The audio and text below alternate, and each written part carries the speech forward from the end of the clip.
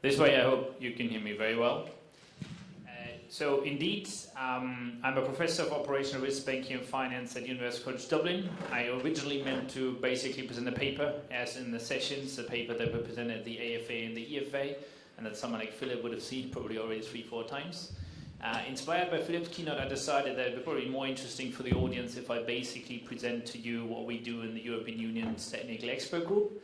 And that means I will present information on the European Union Green Taxonomy, on the -7% trajectory, and on the eco-label. I'll stay within about the same time frame of 30 minutes.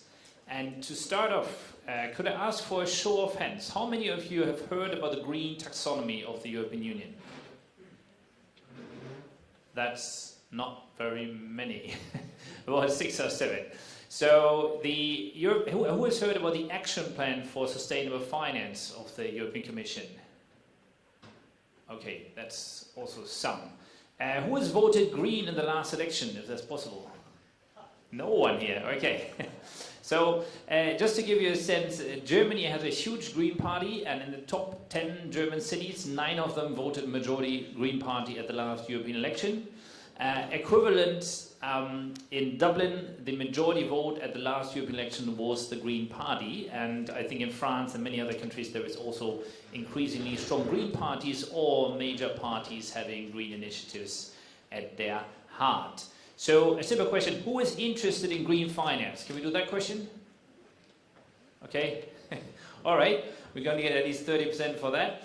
So if you're interested in green finance, you will like to hear that the European Commission has put forward a plan to make a green taxonomy, which is essentially a dictionary of what is green and what is not green. Greenwashing is indeed a major challenge, and greenwashing is in particular a challenge at the corporate level. Corporations have huge incentives to present themselves as much greener than they actually are. In fact, greenwashing is also a challenge at the level of asset managers. As Philip pointed out, many asset managers will say they are somewhat greener than they really are. But you can only tackle greenwashing if you set up a green dictionary. And why do you need a green dictionary and not a brown dictionary? That's a feedback question that we get a lot at the Commission. The reason for that is that greenwashing is a problem, but brownwashing is not a problem. So you won't find companies trying to brownwash, but you'll find a lot of companies actually trying to greenwash. So I will explain a range of issues, but to start, we have another question. Who has heard of net zero as a target? Okay, we get a few for that. So net zero means in simple terms that by 2050, the planet should not emit more greenhouse gas emissions than it's able to capture with technological or natural means. So that effectively means that you are, as a planet, as an individual, which eats the right amount of calories. So let me try to illustrate that metaphorically. If you think of me as not an 88 kg, but a 280 kg individual, someone that's way, way too heavy, and I was 280 kg, I would have asked Mario if I could have an elevator for this, because the stairs would be hard, especially to climb again. I would be breathing like this, I would be sitting down wherever I can, and I would know that I can only survive if I engaged on a multi-year diet, because a single diet is not going to do. You can't fix that in a year. So when you're 280 kg and you're eating 8,000 calories a day, that is what planet Earth is at the moment. We are 280 kg heavy in terms of greenhouse gas emissions, and we're eating 8,000 calories a day. And it's worse than the actual diet example, because in the diet example, we can actually go to, say, 2,500 calories within a couple of weeks. It's reasonably healthy. Planet Earth can't go to anything but 7,500, 7,200, because structurally, we set up a society which basically, for all this electricity, needs a lot of fossil fuels. And so, in essence, what we were tasked to do as an expert group by the European Commission, and I'm pleased to say I think we have a pretty good plan, we need to go on a disciplined year-on-year diet. Every year, we need to reduce our greenhouse gas intensity by at least 7%. We have been saying that from the technical expert group since July, And the United Nations emission gap report just last week said exactly the same thing. Nations have to reduce their greenhouse gas emissions every year by 7%. And now if a company sets a corporate target, be in 2 degree, 2.5 degree, 1.5 degree, that's equivalent to me at 280 kg making a diet plan. Now if you have experience with dieting, you will know that the plan alone is not the trick. Because just making a plan doesn't mean you have the discipline of executing it. You actually have to have the discipline and you have to measure the right weight. If you make a plan and then you allow yourself to eat all the chocolates that you already bought before starting to diet, that's called overshoot in a climate scenario. Huh? So essentially you have to have discipline and you have to measure accurately, and sadly speaking, very, very few corporations are yet at this stage. Italy has one corporation that we're seeing tomorrow, Enel, that is really good at this, but there is very few other corporations that actually are moving forward in the right direction. And so as the European Commission, we are putting effectively infrastructure for sustainable finance. So we would hope that we will be referenced, that we will be used, and that people will talk about the green taxonomy and so-called climate transition indices and the EU eco-label at any point in time. We are already pretty far, and quite often there are misunderstandings, and many of these misunderstandings are deliberate because corporate lobbyists have an incentive to miseducate. Just this morning, I had to clarify that the MSCI Climate Transition Index has green companies in it, and not just because the top 10 holdings are all tech companies because they're all super big, it doesn't mean that there's no green companies. So the lobbying is huge, and at the same time, luckily, the pressure is also huge. So to just give you one more uncomfortable truth, but it's important, even if we were willing to settle at 4 degrees, which is a world with many, many more refugees than we have today and many, many more food shortages, we would still have to get to net zero by 2100. So we have to reach net zero, i.e. in dieting we have to get to 2000 calories a day, otherwise we will really disintegrate as society. That's the actual problem. So, fortunately, European Parliament just declared a climate emergency. In Ireland, we have divested fossil fuels altogether in equity and fixed income from our portfolios, and this is what we would like investors to do. We would wish that investors reduce the greenhouse gas intensity in their benchmarks by at least 7% year on year. And that is nothing else than taking the IPCC trajectory, the one for 1.5 degrees with no limited overshoot, and taking it relative. So the IPCC says between 2020 and 2030 we have to reduce every year 1.8 gigatons of CO2. We are saying 1.8 gigatons every year is a bit hard to understand for the normal person, and an index works on percentages, not on gigatons, so that's the equivalent to 7% year on year. In fact, we're saying it's a bit more in earlier years, a bit later in later years, given that it's 7%. And then afterwards, the reduction might have to go steeper. And so it's very fortunate that the index providers of this world that get paid by the asset managers and asset owners have already started producing these indexes, and I'm happy to say that MSCI, Bloomberg and many others will offer these indexes. What you can do is ask your pension fund to apply the index, and ask your insurance to apply the index too, because most normal people, their biggest influence is actually not through voting, because the politicians turn over every 4 years. Voting is very, very important, don't get me wrong, but it doesn't have the same long-term influence that an insurance or a pension fund has, at least in my personal view. And in particular, the insurances are very important, because the insurances need new clients, and new clients is exactly your generation. Insurances don't get new clients in the age 40 or above, because changing insurance at that point is very expensive. At your age, you will sign the first insurance contract, and if you ask all these insurances if they're actually helping the planet or not, with your money that they will then give you back later when you retire or when you have an accident or when your car breaks down, that would make a huge difference. So it's insurances and pension funds that will make the difference, and in particular insurances will be listening to you. So the Commission's action plan has 10 ambitions. I'm not going to go through all of them. Taxonomy being the key one, but I would like to structure them following the Commission in 2 parts. We have necessary things and we have complementary things. And the necessary things are the benchmarks that I'll show you later, 7% reductions, an EU eco-label that needs to be developed, and I'm very fortunate to say that the University College Dublin, we have been commissioned to write a report on the eco-label for the pension funds and the bank deposits, and what's called prudential rules. But prudential rules is crucial for anyone that likes banking, because prudential rules essentially means that we are looking at the opportunity to establish a green supporting factor. A green supporting factor would allow banks to lend to green activities and charge better rates for green activities. So green activities would get a bonus, if you want, so in lending, while brown activities may get a malus or may stay at the same level. So effectively, it's a budget-neutral subsidy for green activities. Technically speaking, it works via multiple on collateral in the equity capital requirements, and the European Banking Association has 5 years to decide that. And the first big conference discussing the green supporting factor was at the European Union's university in Ispra. So you may not know that the European Union has a university, and it's actually in Italy. It's in Ispra, just north of Milan.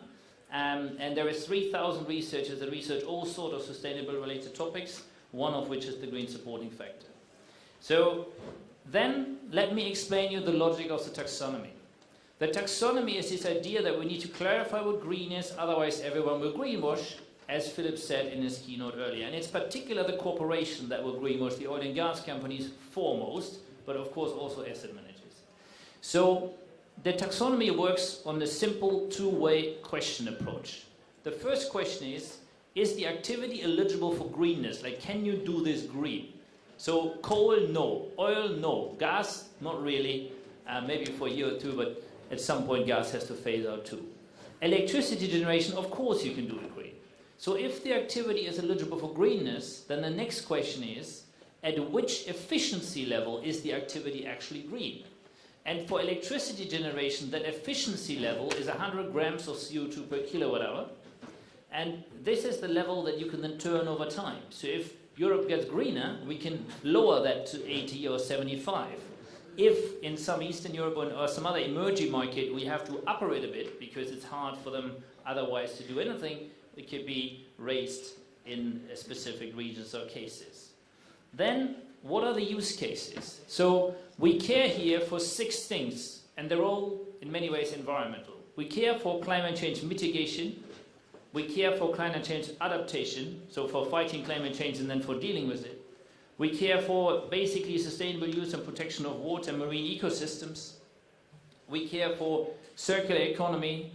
We care for pollution control, and we care for healthy ecosystems. And directly to say, when it comes to the social change that goes ahead with the climate transition, we very much care for social change adaptation.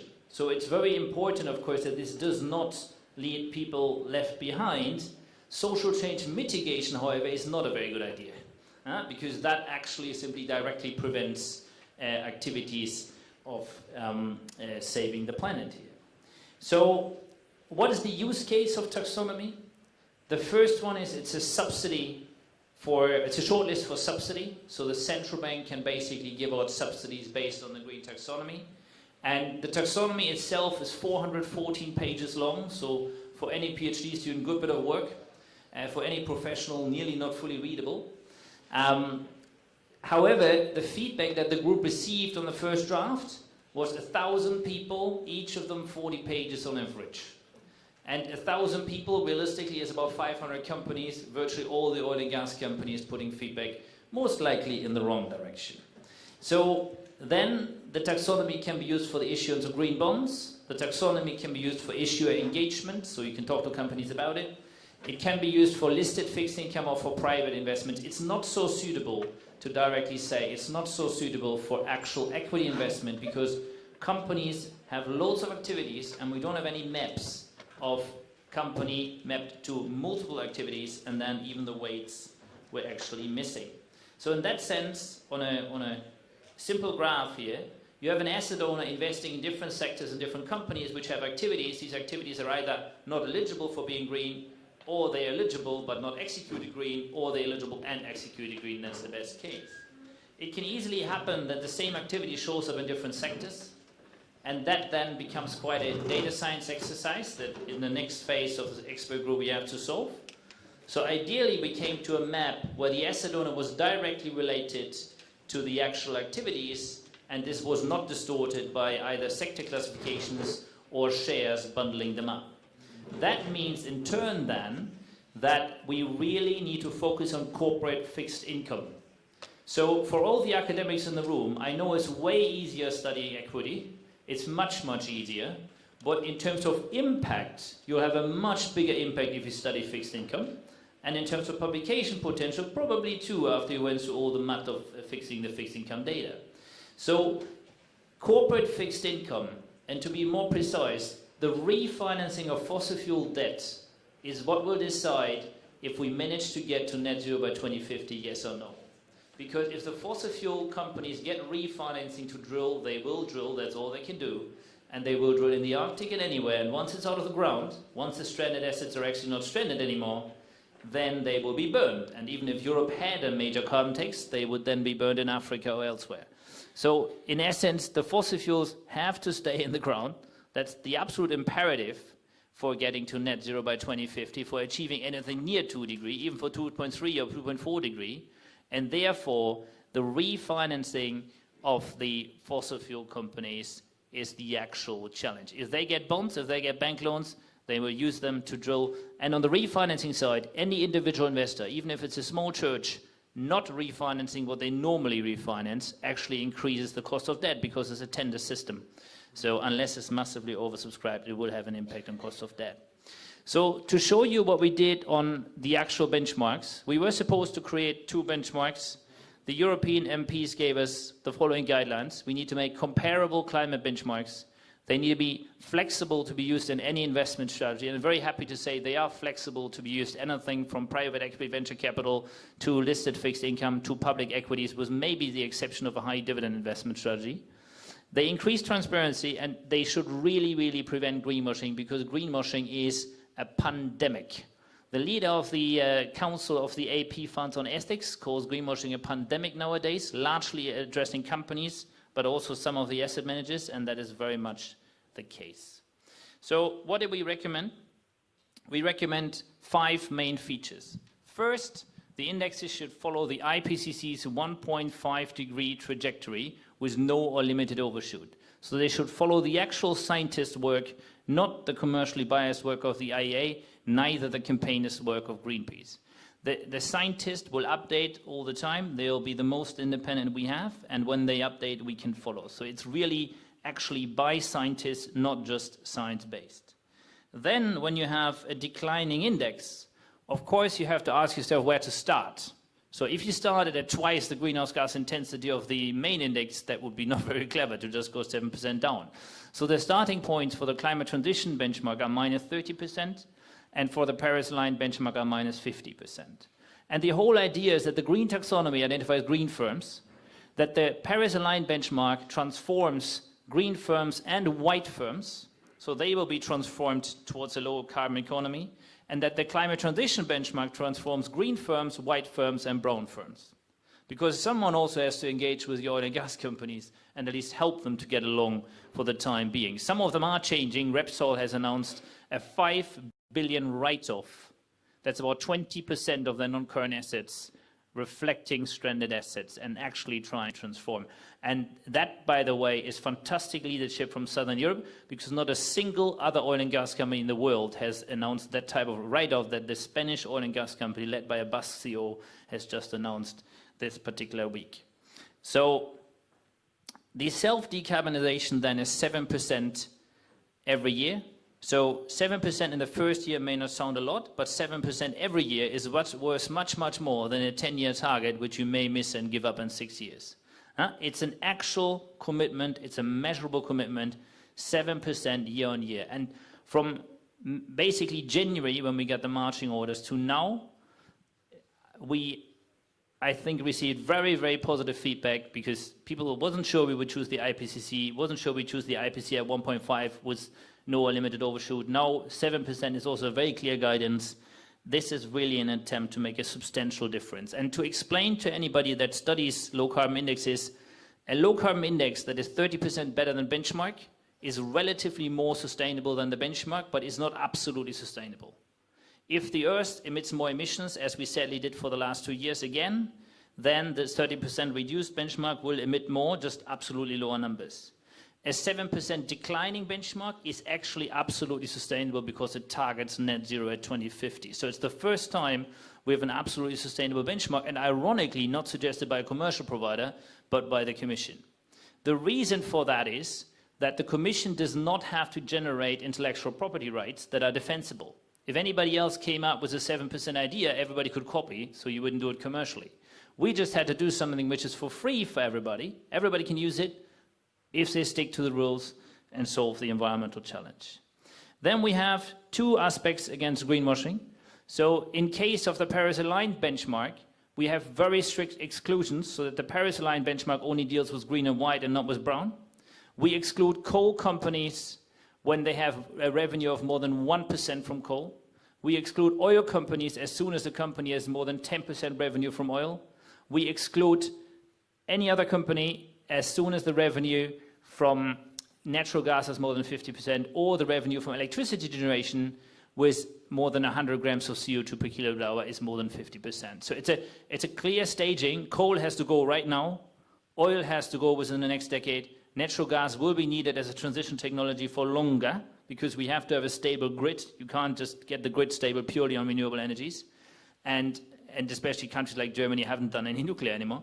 So in that sense, that is the staging. We also, in the equity space, encourage and very much mandate investors using this approach to have the same percentage of heavy sectors, so two buckets, heavy sectors, light sectors. And if you reduce oil and gas, you have to do that within the heavy sectors. So 7% less oil and gas means 7% more renewables.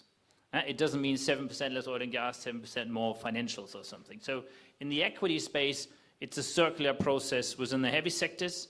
In the fixed income space, aiming to avoid any refinancing of fossil fuels, you can reduce oil and gas and move that all into services or whatever else. So we also, I'll be a little bit quicker on that in the interest of time, we integrate Scope 3. Scope 3 emissions for mining and energy come in to date. 2 years later, and to date is practically May 1st, 2020. 2 years later, we get in construction, energy, materials, and then after 4 years, all the Scope 3 emissions will be considered in the index constructions. Then we come to the question of company targets. As said, company targets is like your diet plan. It doesn't decide how good your diet's going to be. It just makes you talk about it.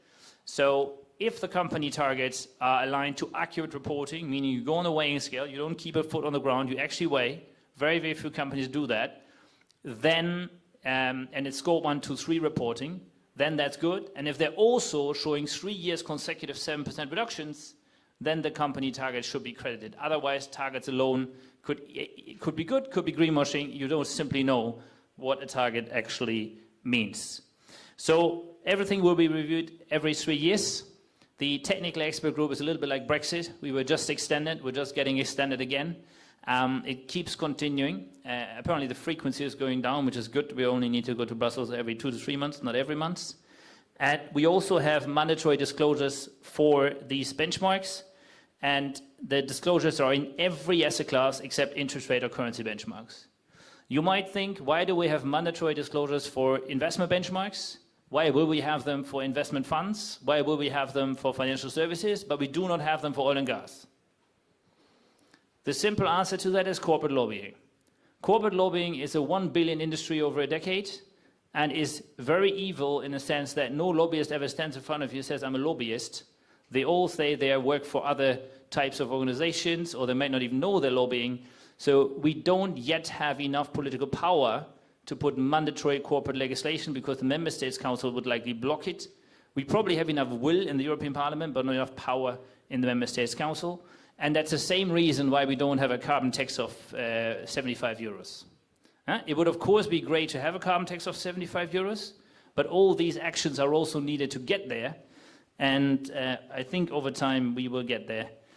These are the criteria that we request to report. The green ones are in equities, the brown ones are anywhere.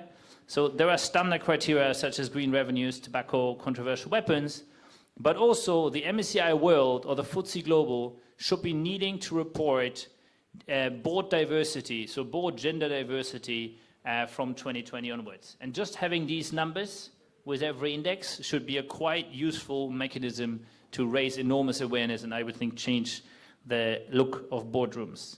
So coming back, the trajectory is key. We have to get to net zero. 2 degrees as a target is a nice buzzword, but it's not the best target, because you could argue 2.1 degree, 1.9 degree, 2.2. What happens if we wake up one year and we are at 2.1? Have we lost then? So net zero is a much better target, because it's clear it's net zero, not net 100 or net minus 100. Net zero is what we have to reach anyway, ideally by 2050, but if we haven't reached it before 2100, then it's pretty much game over. And so that target is what we're aspiring here. We also need to work on eco-labels, and there is a few around the world. The Commission aims to get 10% of all the funds into eco-labels. So Philip was mentioning there's a lot of research on the performance of investment funds. The eco-labeling of investment funds, however, is completely under-researched, except for Kempf-Nostov in 2008 and maybe 2 or 3 other papers. So there could be a lot more on the actual eco-labeling side of the investment funds themselves. And they have all sorts of criteria, which are interesting for PhDs and masters to explore. But in essence, the process is as follows, summarized in one chart. The money that decides this comes in through 4 channels: insurance, pension, private wealth, this is very rich people, and then normal retail banking. And normally in your retail banking deposits, because you use that money, you don't have much of an influence. But you have an influence by the choice of your insurance, a huge influence, and you have an influence engaging your pension fund. And in fact, pension funds and insurances are what made the PRI grow so strongly, because they require the SMNs to go in.